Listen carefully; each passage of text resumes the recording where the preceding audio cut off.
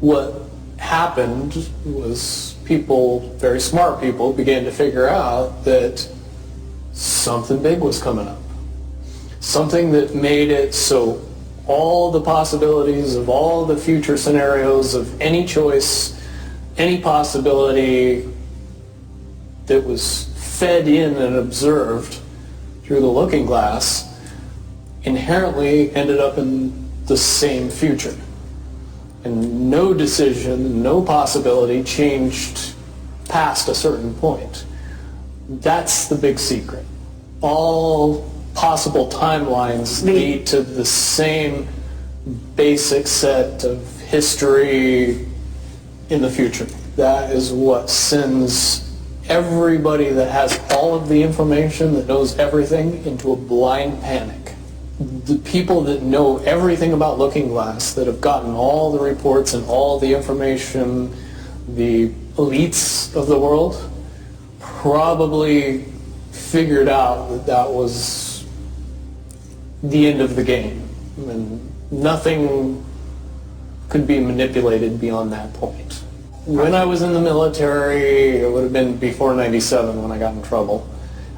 One of my particular areas that I was amazingly intuitive about is problem solving / mission planning, or more specifically, taking a bad mission and fixing it.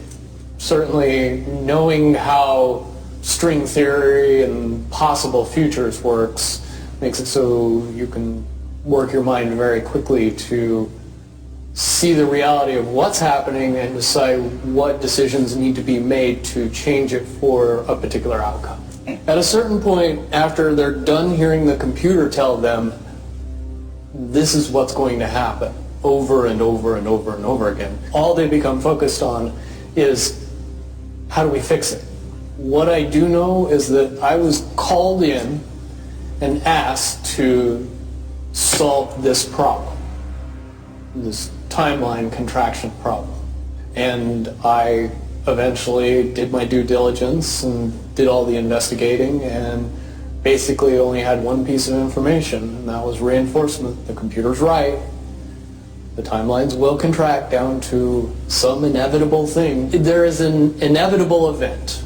It's been forecast, it's been predicted, it's been fed to us in a slop trough of what they want us to believe will happen.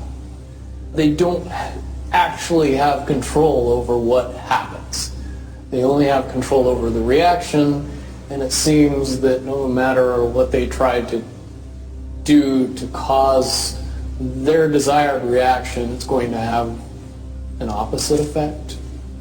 Much, much easier for me to explain today what that process is as opposed to back then. If I had to give it a name, I would say it's the awakening process.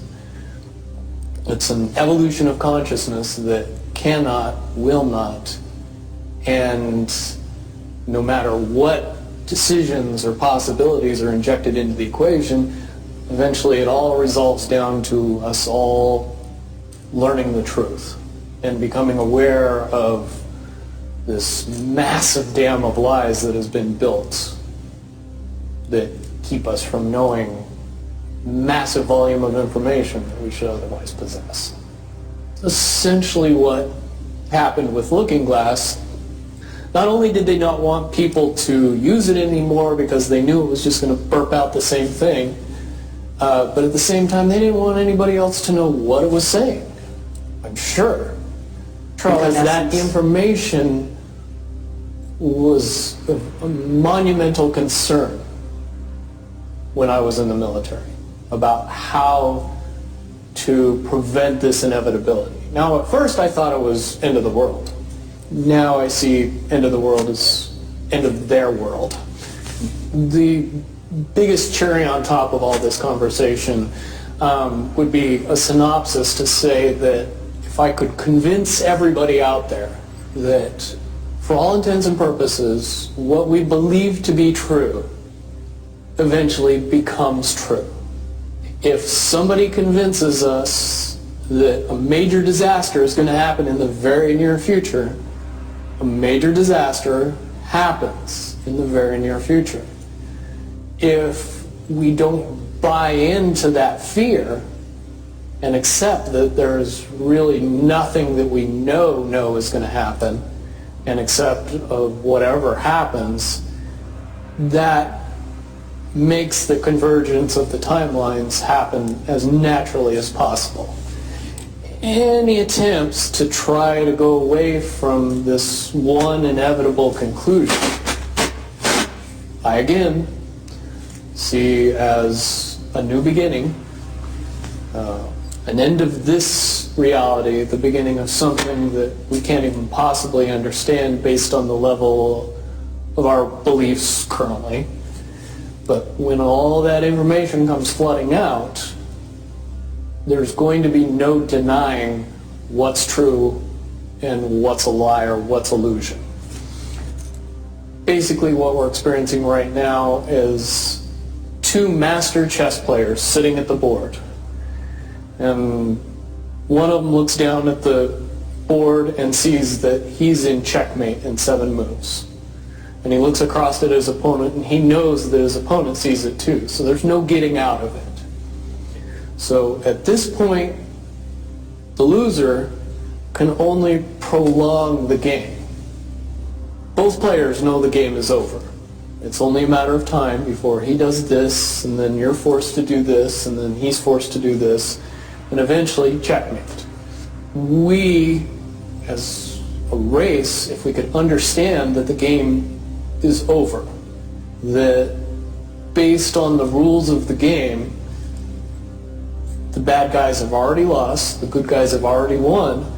Yes, there's moves left on the table, but those moves are being forced by the player that is going to win.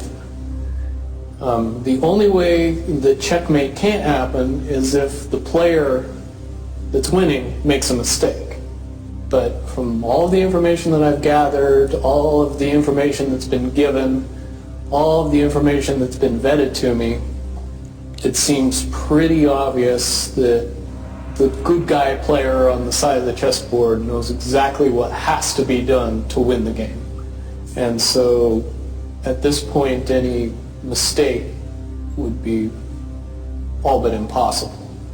But again, you really have to understand the game to know that the guy that's losing is lost. And I'm sure most people sitting watching a chess match between two advanced chess players know the game's over long after the two players know it's over. Because they can't see the board and see that there's only 7 moves left.